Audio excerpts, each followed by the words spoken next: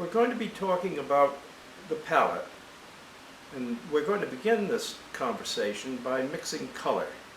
We're going to start with a red, yellow, and a blue.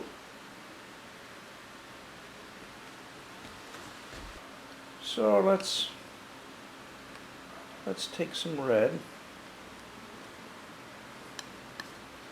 and take some yellow.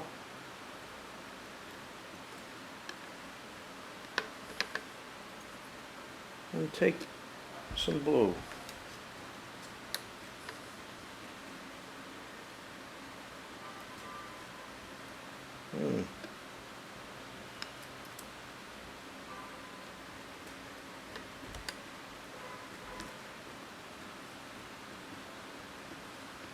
Doesn't look like much. Kind of a general mess.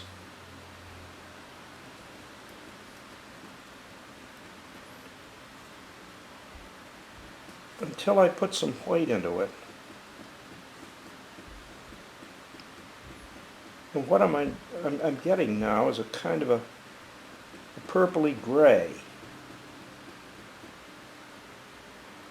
which I can move off into different directions. Rather beautiful color, isn't it? By adding a little more blue. And we can move it over this way by a little warmer color.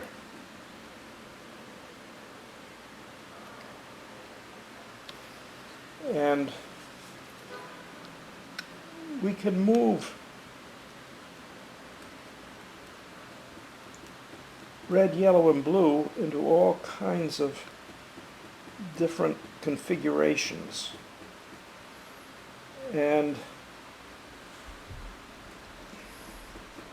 play with it and get color value notes of a different varieties. I can cool this relatively warm color spot over here down, you see, by putting blues into it here. And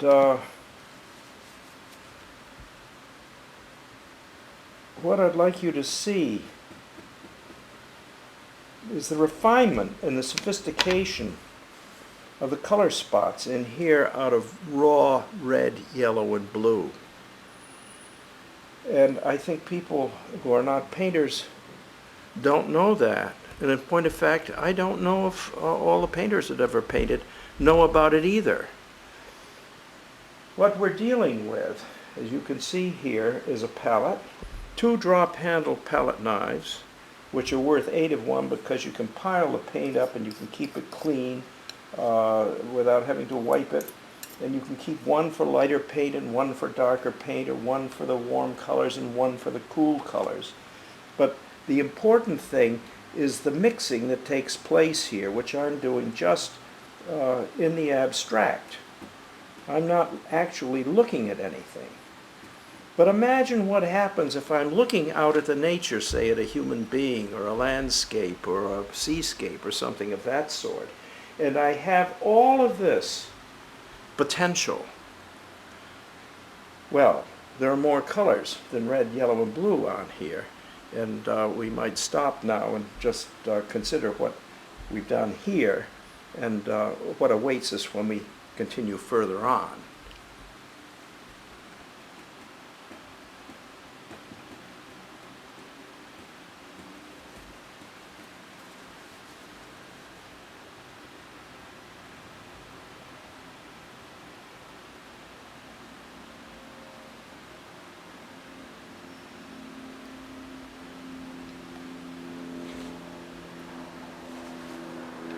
All right, let's talk about things, shall we?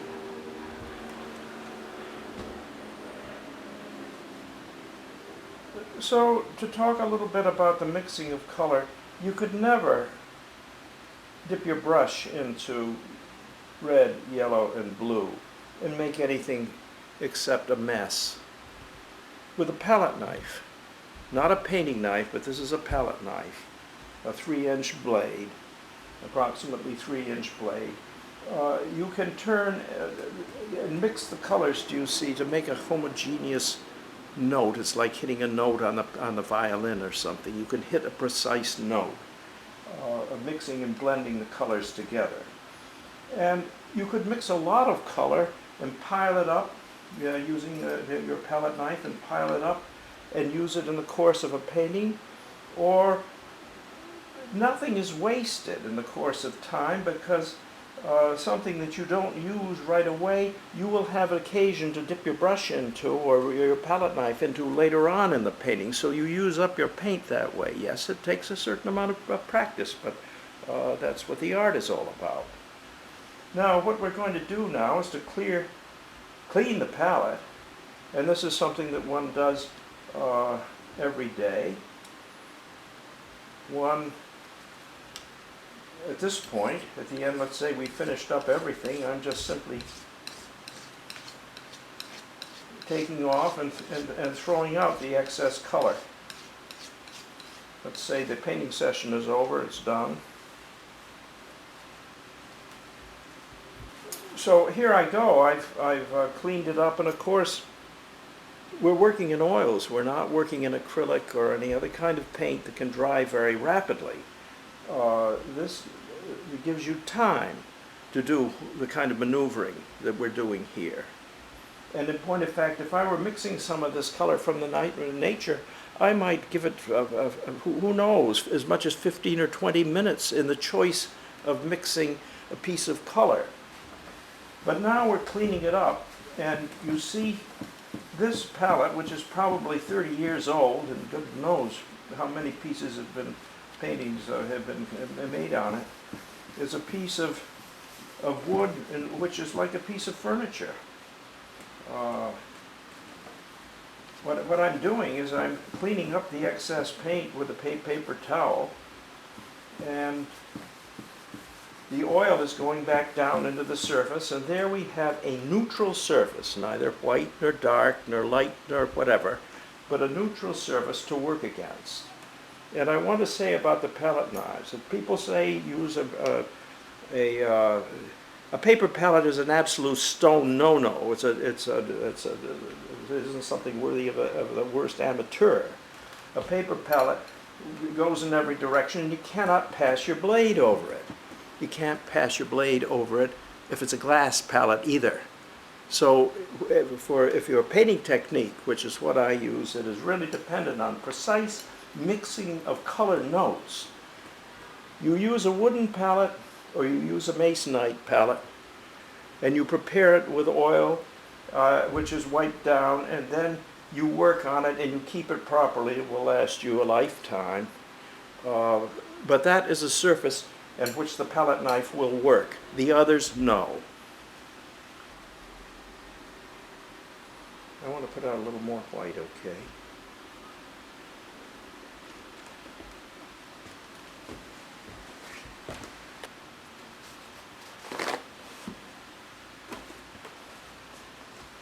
Before there were paper towels, the artists used rags.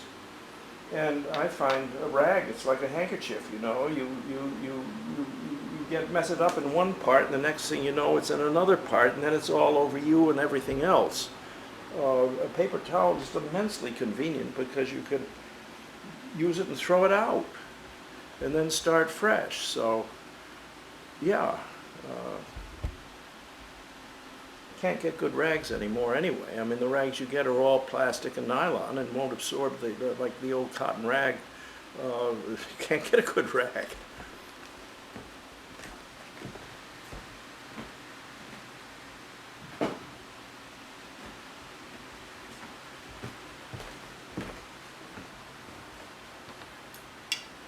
So tell me when you're ready, and we'll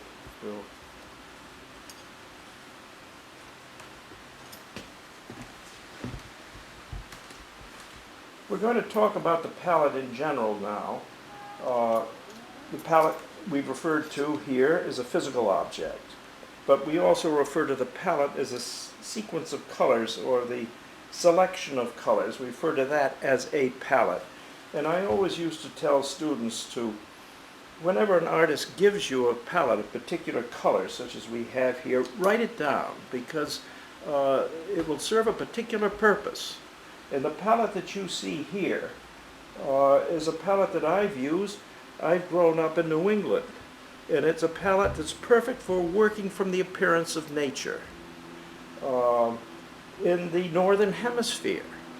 Now, when I've gone off to places like Israel or into the desert in Arizona, I need to adjust colors and work with other pigments in here because I don't have enough in here that works well enough, so I have to add certain earths and certain reds in these tropical or desert climates, you see.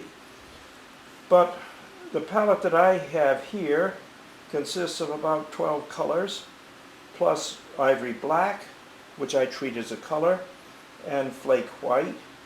And if you look at it, you'll see that there are three globs of white here.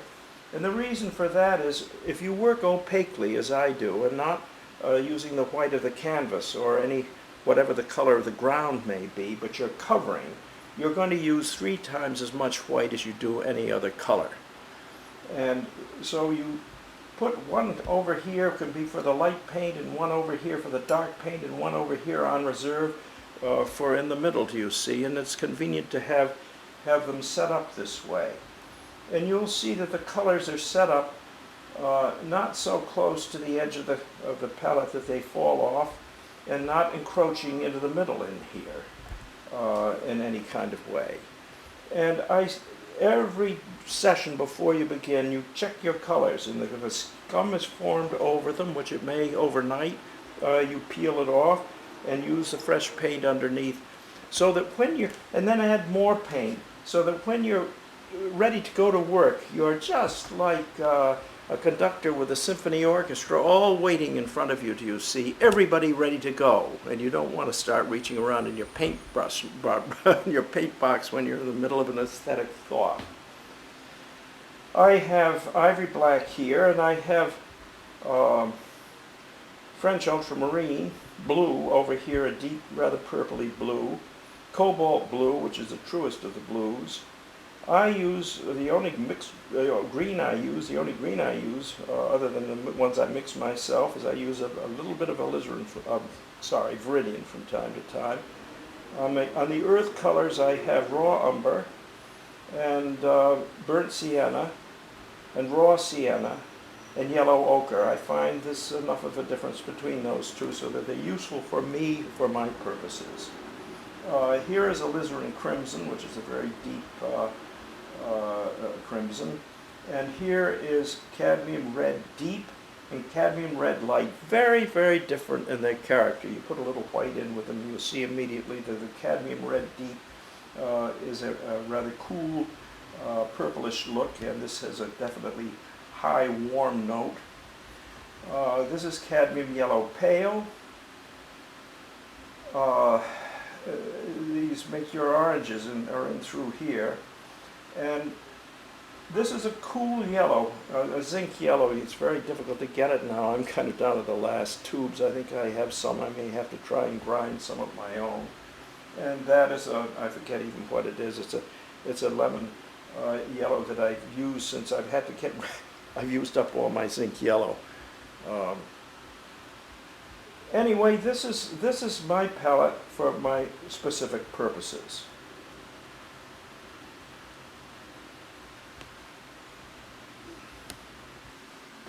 I want to talk to you about what can be done with a very limited palette of, in this case, 2 reds, a yellow, and a blue, with a limited palette just as we began at the very beginning of mixing colors, what can be done.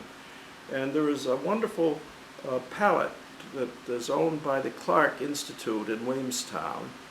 And I saw it years and years ago when I was either just out of art school or even still in art school. Hanging on the wall, and it was a palette in which he had obviously painted a little picture, probably for one of his children, and left the palette as it was. He'd painted right on the palette.